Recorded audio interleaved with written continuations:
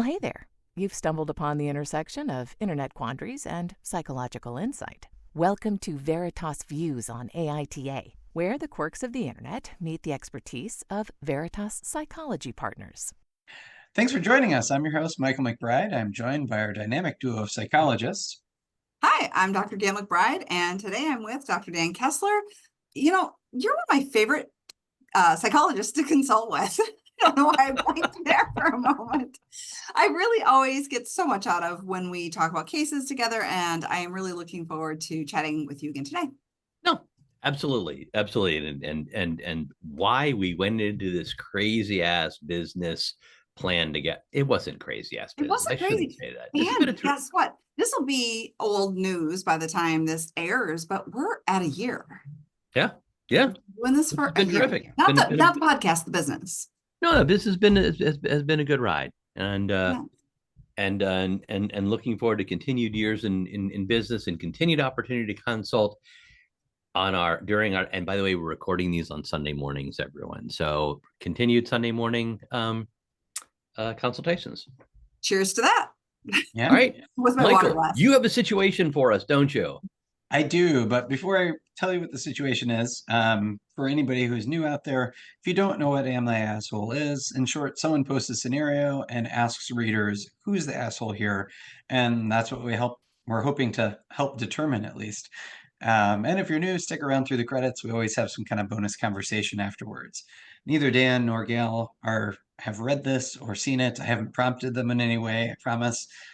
So let's go. I always like to see what they do cold anyway. So today's prompt is it's one that's been removed, which for me are always my favorite. I love that if something has happened and they have removed it. So, but we have a screen capture. So a reminder, nothing on the internet is ever actually gone. So this one, the post is, am I the asshole for not feeling sorry for my wife when exactly what I told her would happen happened? So, yes. Yes. Wait. I love as you know, I love judging books by their cover. But in this case, like, it sounds like he's going to say, I told you so. And I told you so's are a dick move. They always are a dick move. Yes. And even if you warn someone that it's going to happen, it doesn't mean that you shouldn't feel bad about it, because I'm assuming you were trying to warn them because it was going to be an unfortunate outcome. Go ahead and feel bad for them. Right. So I'm already annoyed with them. Annoyed. I'm already annoyed with them. And the headline is meant to annoy us, so please. Okay, all right. We should listen to the story. It's at least there to provoke, I assume. So yeah. All right, so this is what we got. We have an old house. There is a 5-inch wide horizontal ledge on the stairway to the basement. My wife likes to store stuff there. I've been telling her for years it's a bad idea. Whenever I go downstairs to do laundry or put away groceries, I make sure that ledge is empty. She always says it's a handy place and she just means to clean up. I find stuff there all the time. Bottles, jars, open boxes of garbage bags, lighter fluid, you name it. She came in from the backyard when she was gardening to use the bathroom. On her way out, she went downstairs for something. I heard her fall and then scream. After we got home from the hospital, where they reattached her toe. No! Reattached her toe? No! Oh, this just reinforces my initial conclusion. No! Oh. Yes. So keep going. We're back from the hospital. The toe is back on, which is good. I asked her why she thought that leaving her garden shears on that ledge was a good idea. She says that I'm being an asshole for saying, I told you so. I never said those words. I just asked her why she did it. I feel very bad that she got injured. I feel terrible that she feels dumb for leaving a heavy, sharp object where it could easily fall. I feel shitty that I didn't see them in time to put them somewhere else to save her. None of that means that what happened wasn't entirely her fault. Once again, for the cheap seats, I did not say I told you so.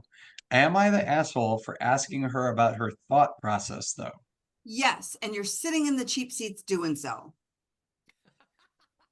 Sorry. Yeah, I mean, we're supposed to have more discussion, but that's it's just just because you don't say the words "I told you so" don't mean that your own intonation and intention isn't "I told you so." And I know you want to assume positive intent. Assume away. No, wait. But don't give me too much credit here. Okay. Don't assume positive intent. Here's the thing about this. Like this is a great opportunity to talk about how the words we say are not always what we say.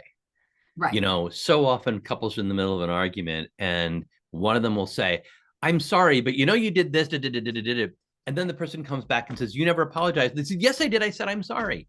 No, you didn't. Because if you say, "I'm sorry, but," if you say, "I'm sorry, but," and then go on about other things, you've not said, "I'm sorry." On the other hand, if you say, "What I did there was really wrong and I was out of line and I hurt you in doing so," and you don't say the words, "I'm sorry," you said, "I'm sorry." Yes. He never said, "I told you so," but he fucking said, "I told you so." Right. And he is standing on this idea that this was predictable. I'm sorry.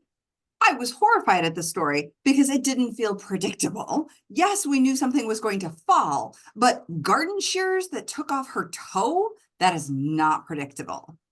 No. I mean, yes. I mean, and I'm probably being too detailed about what he thought was predictable here, but this is a wildly unfortunate accident that could have really been anywhere. It just happened to be in this place of a perpetual disagreement between these two individuals. And that's what he's standing on, is this perpetual issue that we see often enough in our offices between a couple. And then something happens around that perpetual issue. And then they have a bigger argument about something that they've already been arguing about over years.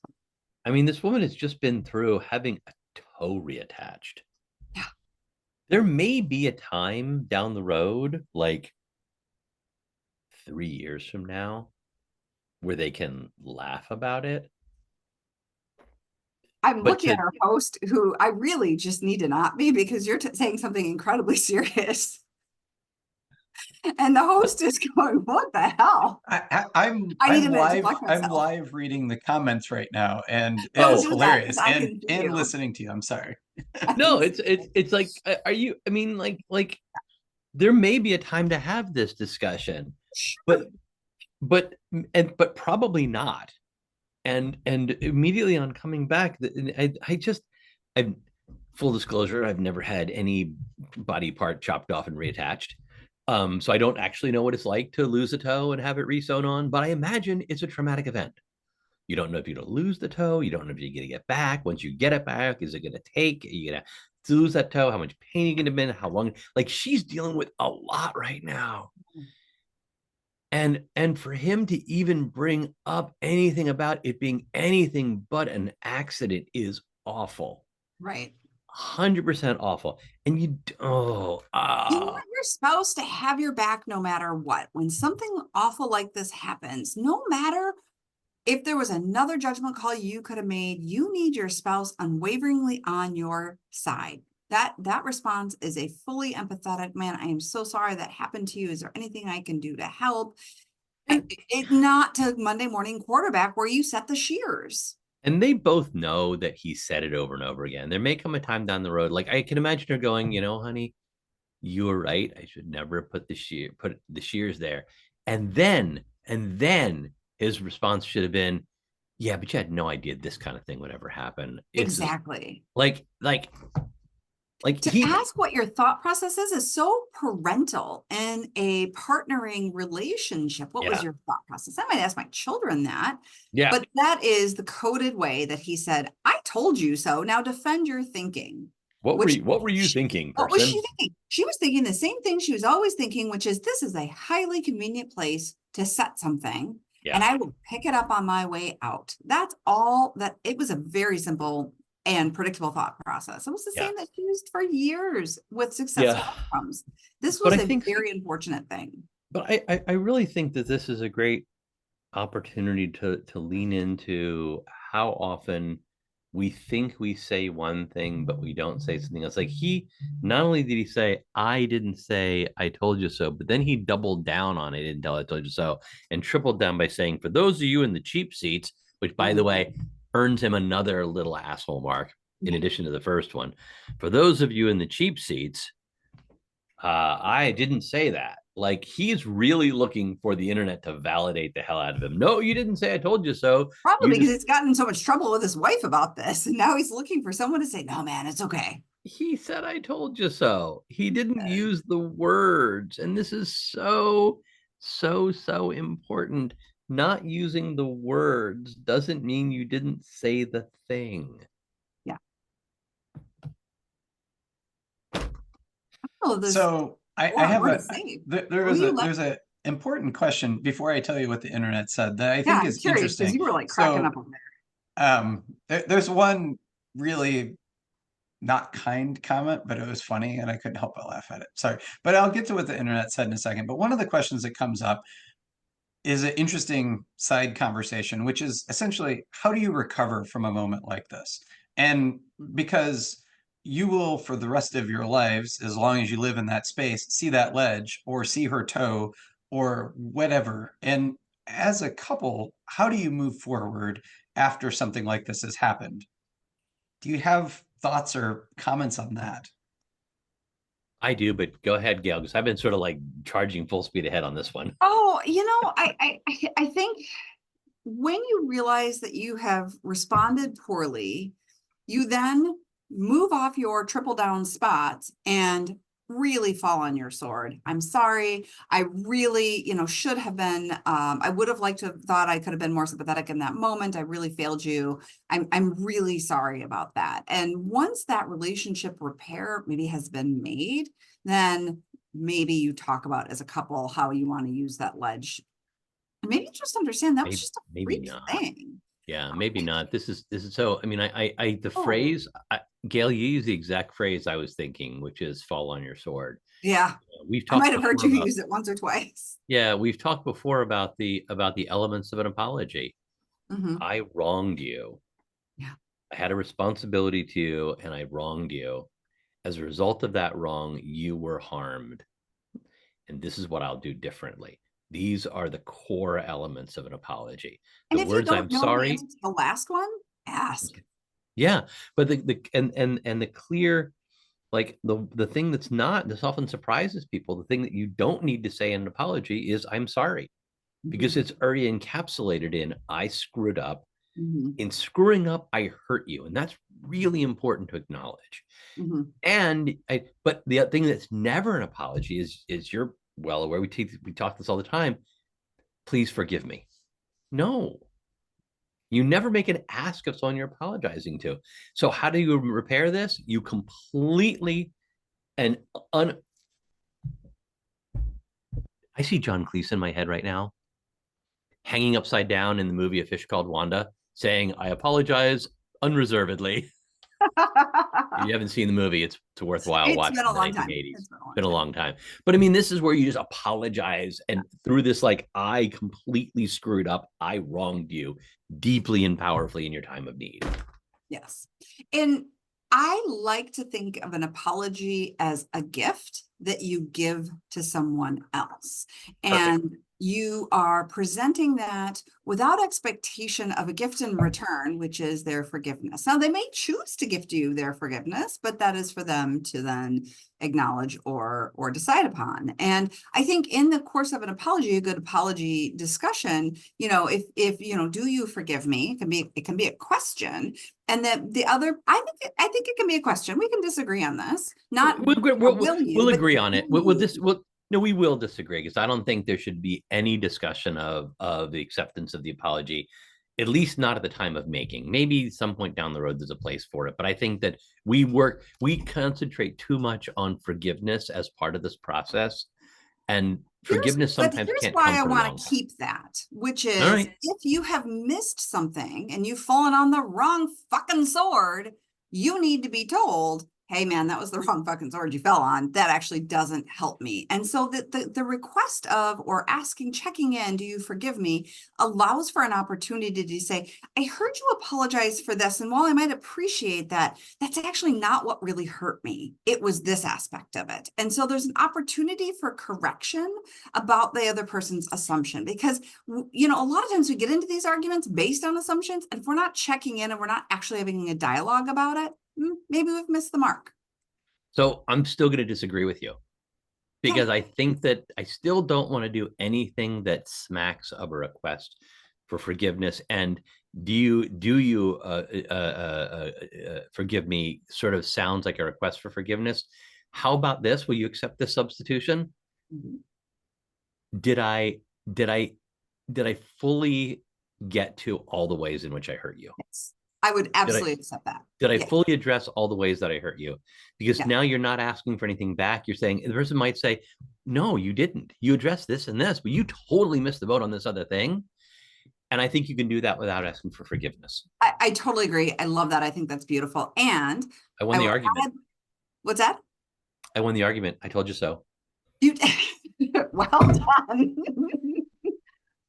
And I want to take a moment to address the response. Yeah.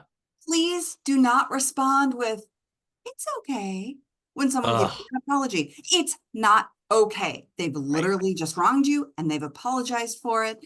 Your answer can be thank you, because again, you received a gift from another person, but not it's okay. It diminishes the whole thing. And we don't want to do that. We really want to lean into the fact that this person has made a repair and that you've accepted that. And that can end that episode of disagreement, hopefully. Now, the question really was, how do you move on? An apology is not necessarily the same as moving on, right? An apology is simply acknowledging responsibility for a regrettable incident, but it doesn't help us necessarily move on. It's the first step, but not completion. It is. And I think that when we do that, and I have done that from time to time, like done that, like, oh shit, yeah, this is totally my fault. I messed up. And I will say that, like, part of me wants that immediate, like, it's okay, honey, or yeah, I forgive you. The other person is usually not in a place to do that at that point, because you have fallen on your sword, because you have taken responsibility. There's still anger in the room. There's still frustration. And then you have to, your next step as the apologizer in this moment is to be able to sit with them still being angry with you. Because when someone says, yeah, honey, I screwed up after an argument, or after they've done something really terrible, it doesn't make the feelings go away. No, it doesn't. It does allow you to, I think, move through the cycle of the feeling that you're having, and increases the chances that you're going to get to a softer, more accepting place. But you're right, it might not be in that moment. No, it probably won't be in that moment, because one of the things we like, emotions turn more like boats. This is a terrible analogy I just came up with, but think about, like, when you turn a boat, like, you don't, like, and it just turns, like, especially a big boat, you turn it and like you've made the turn, but then it, like, and because our emotions have this pressure that stays with us. And when we're pissed because we've been wronged, that apology, like, it's still going to take a while. I would say for me, a really good apology, though, really can bring me feeling closer to the other person. And it does help shift that feeling much more quickly to feeling heard and cared for. And a lot of that will resolve for me very, very quickly. Yeah. Well, and you and I both say this to couples all the time. Like, the most powerful thing you can do in the middle of an argument with your partner is accept your own wrongdoing. Yeah. Yeah. It just brings you so much closer together. And it's the thing, like, we want to do the least in the middle of an argument, but it's probably the most powerful couples move. Like, what I just said. Yeah, I was out of line. I was wrong. I was dead wrong. Yeah, you're right. Damn right you were. Yes. And then, like, absolutely doubling down on that. We want that closeness, and we're feeling really distanced from our partner. And so sometimes we might blow up about something that seems sort of insignificant to our partner, but it is that bid for closeness. I need you to understand that you are with me. And while we are not the same person, I am feeling so distanced from you. I need that closeness. And sometimes that's what arguing is about. Yeah. I think about like how often we're working with folks, and in a relationship, the couple presumably is coming in to work with us because they love each other and want to stay married. And winning an argument is a disaster. No, there's no such thing. Yeah. Not in couples, not in families. Then your partner loses. And that's not a team anymore. So what did the internet say, Michael? We're just like shitting all over this guy. What did the internet say? That's okay. Did they shit all over him too? It was wildly divisive. I don't know that I have seen one that has been this split right down the middle. Like, really, there is camp, you're not the asshole, and camp, or you're the asshole, and they had almost equal representation. So well, maybe this is why we get couples in our office and we need to teach them this stuff, because clearly there are a lot of people out there that think it's okay to rub it in your partner's face. No, Michael, here's your task. Convince one of us with some argument made that we're out of line, because the two of us are as lockstep as possible on this one. This was one of those things where I read the post. I read the headline and I was like, all right. And then I read the post and I was like, wow, this guy is clearly the asshole. Because like you guys both said, you don't have to say, I told you so, without inflecting that. And like you said, like, how patronizing to be like, what was your thought process when you decide, like, like, Jesus Christ. And so then I read the comments and I was like, what the hell? Like, I wish it was one of those moments where I wish this forum was not anonymous, because it'd be really interesting to see the gender breakdown. But almost because there were so many that were like, all right, you are not the asshole. You warned her. This has been a thing. Like, come on, she had this coming. Which is like, nobody has a toe coming off. No, nobody has that coming. Now, now wait. Here's the thing: if she somehow blamed him, like, you should have told me, or you should have moved those shears, or then that's but that wasn't part of the fact pattern that you laid out. No, absolutely. And then the not the asshole people, some of the ones that were more nuanced did say, your question is tone deaf and stupid. Like, that was a dumb question, but you're essentially like, you're not an asshole for asking it. Like, I understand kind of how you got there. And then equally on the opposite side was, you said it without saying it. Like, what the hell do you think her answer to that question was going to be? And my favorite was just this one that said, you said it without saying it. You're an asshole. Fuck off. It's like, okay. Well, that is very helpful. Thank you for that constructive criticism. Nice. Well, I mean, I like that the internet caught on to the idea that, and I forget what it is, Gail, you probably know this better than I do. Like, there's some massive percentage of communication is everything other than the actual words. Yeah, it's like 90%. That's what I'm looking in my head, but it's the iceberg, right? Like, you see a little bit on top, and there's so much in body language and tone. This is why email and text are so problematic. Right. And lose that to approach it in this way. Yeah. No. All right. What else? Anyone say anything that's going to convince us, Michael? No.